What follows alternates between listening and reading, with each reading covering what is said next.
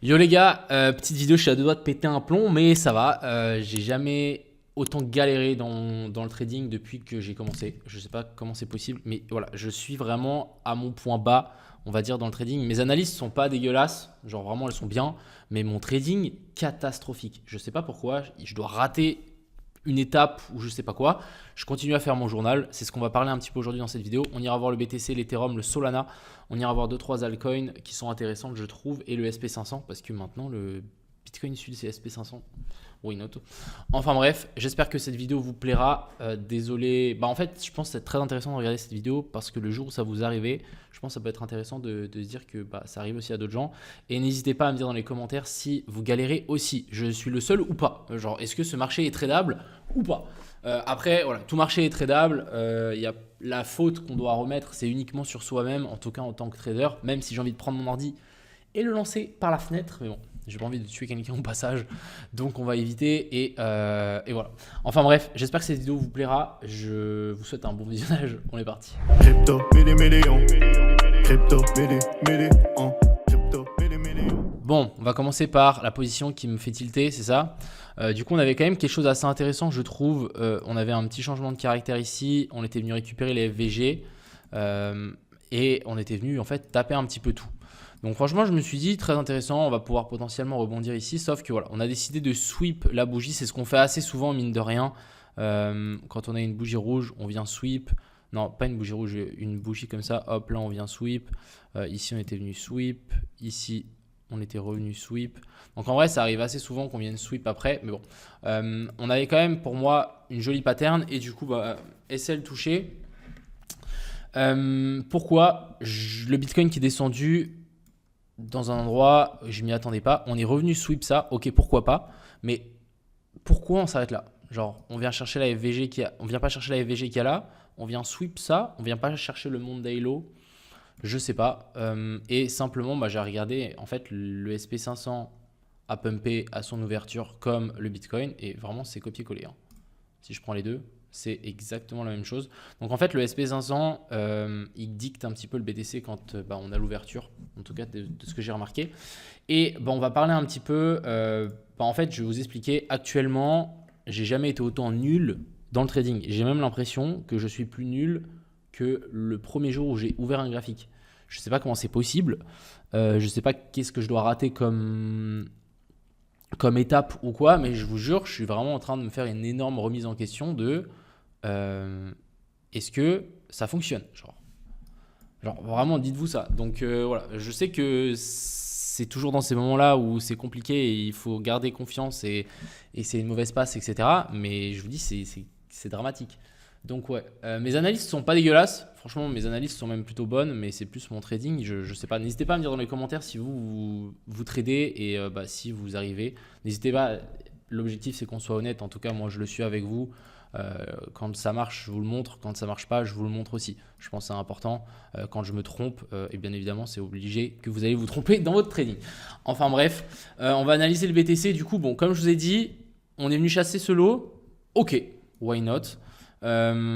Toujours dans cette espèce de canal, on a clairement des liquidités au nord, on a des liquidités au sud, on a le gap des CME, on a la zone OTE qui attend. Donc est-ce qu'on va y aller ou est-ce qu'on va réussir à faire une clôture au-dessus de ça pour aller chercher plus haut? En tout cas, je pense qu'on peut aller chercher plus haut. Après, n'oublions pas, la FVG ici en daily tient toujours. Genre elle tient toujours, donc vraiment, je vous dis, même si ça a l'air simple, là la pattern, c'est une prise de tête énorme parce que on ne sait pas si la tendance ici va continuer à être haussière. On est vraiment au milieu de soit ça descend et on continue ici à descendre la tendance, soit en fait ici on inverse, on va chercher un peu plus haut et après on se retourne. Donc on est un peu au milieu de nulle part. La zone intéressante, ça va être la zone OTE ici et la zone de fair value gap qu'on a laissé juste ici en dessous. Donc si on y revient, ça peut être intéressant, mais bon, pour le moment, j'ai pas trop l'impression qu'on veuille y venir. Donc, ok, why not? Du côté de l'Ethereum, on a la zone ETE ici qui est en train de tenir. Par contre, on est en train d'accumuler les lots là, hein. Je ne vais pas vous mentir, on commence à accumuler certains lots. Est-ce qu'on ne ferait pas un truc comme ça où on remonte chercher la FVG qui a laissé là, où on la front run d'ailleurs, hein, je crois. Ah non, on l'a touché, tiens. On l'a touché. Ok. Donc en vrai, on peut se partir. Bon, là, on accumule les lots et les liquidités qu'on a laissées ici en dessous. Si on passe Clairement, en dessous, ça peut nous donner une super entrée, mais pour le moment, voilà, ça a l'air de tenir, pas comme notre cher ami, le petit Solana. Puis sinon, la tendance reste complètement, pour moi, intacte. Hein. Ici, on est haussier dans une tendance baissière, donc c'est ce qu'il faut noter. Et ce lot-là devrait tenir. Après, on a toujours une FVG ici en dessous, donc si on ne tient pas là, on peut potentiellement venir récupérer ça et ensuite après vouloir repartir. Donc ouais, je vous dis, c'est assez tricky pour le coup. Et je pense que l'Ethereum peut vraiment s'inverser à partir du moment où on viendra chercher la zone OTE. Donc on en a une ici et on a le sweep de ça qu'on voudrait bien voir sur l'Ethereum. Mais bon, pas grand chose à se mettre sous la dent, le truc ne bouge pas. Ouais, franchement, c'est compliqué.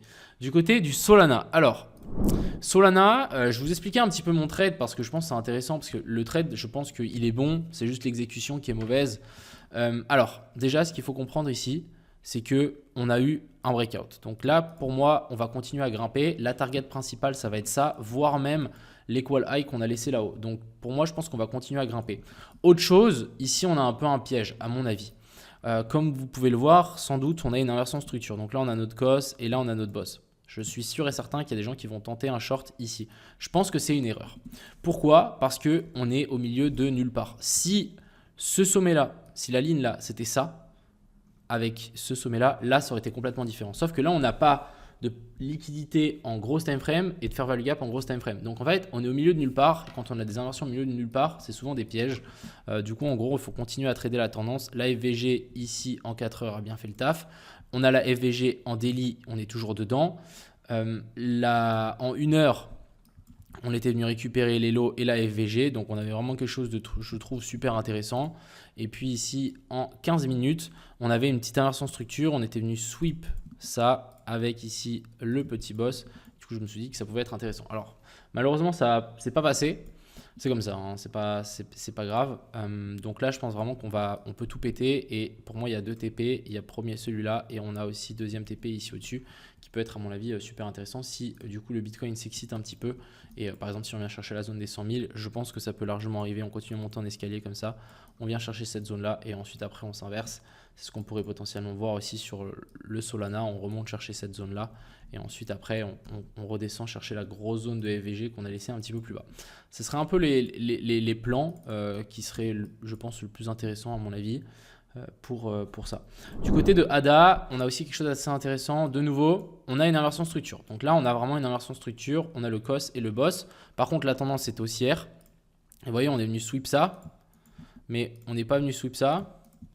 Et on n'est pas venu sweep la FVG qu'il y avait là-haut. Donc, est-ce que ça vaut la peine de tenter un truc ici? Pas forcément. Est-ce qu'on est dans la zone des 0,5 de toute cette baisse? Non. Est-ce qu'on l'est de celle-ci aussi? Non plus. Donc en soi, shorter ici, pour moi, c'est un peu se mettre un peu les doigts dans les yeux. Et je me suis dit, tiens, est-ce qu'on n'a pas quelque chose d'intéressant un peu plus bas? Et oui, on a la FVG ici en 4 heures, juste placée en dessous du COS, avec ici le sweep. Et du coup, on peut imaginer que là, on a une inversion structure.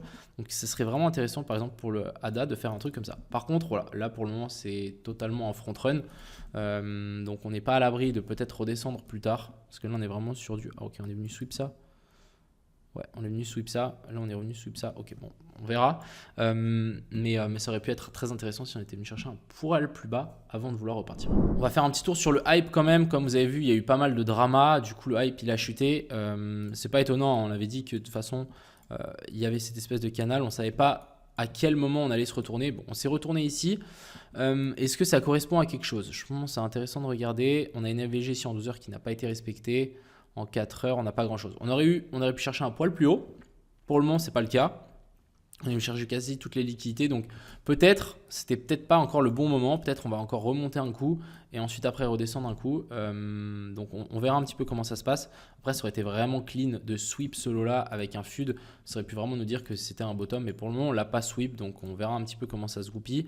Si on regarde la pattern ici, en vrai, ça a l'air assez intéressant. Je trouve là, c'est clair qu'on va continuer à grimper un petit peu vers le nord.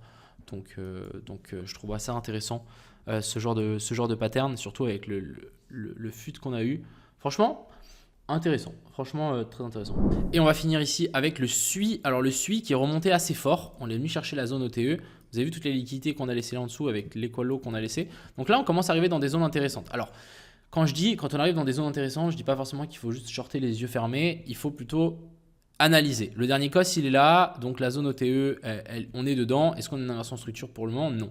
C'est possible qu'elle ne respecte pas, qu'elle ne soit pas respectée. Donc là, ce qu'on fait, c'est qu'on passe en daily, on dézoome un petit peu et on se dit, ok, où est-ce qu'on a le dernier COS? En fait, il est là.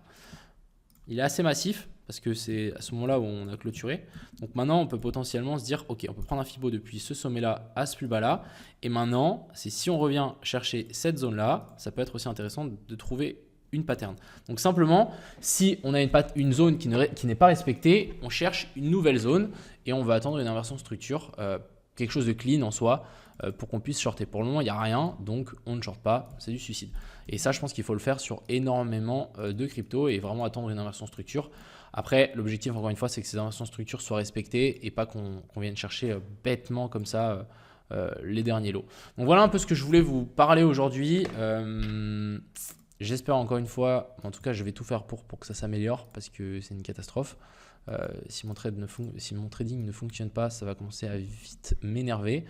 Et encore une fois, il ne faut pas être émotif dans son trading. Donc c'est vraiment prendre sur soi et de se dire que c'est une mauvaise passe. Donc on verra un petit peu comment ça se goupille dans les prochains jours, semaines. Je vous tiendrai au jus, je pense que c'est hyper important. Et puis voilà, en tout cas moi je continue à faire mes analyses. Je pense que mes analyses sont bonnes. Peut-être prendre des SL un peu plus larges. Voir un peu ce qui cloche et puis voilà. Sur ce, je vous souhaite à tous une agréable fin de journée. C'était Crypto Millions.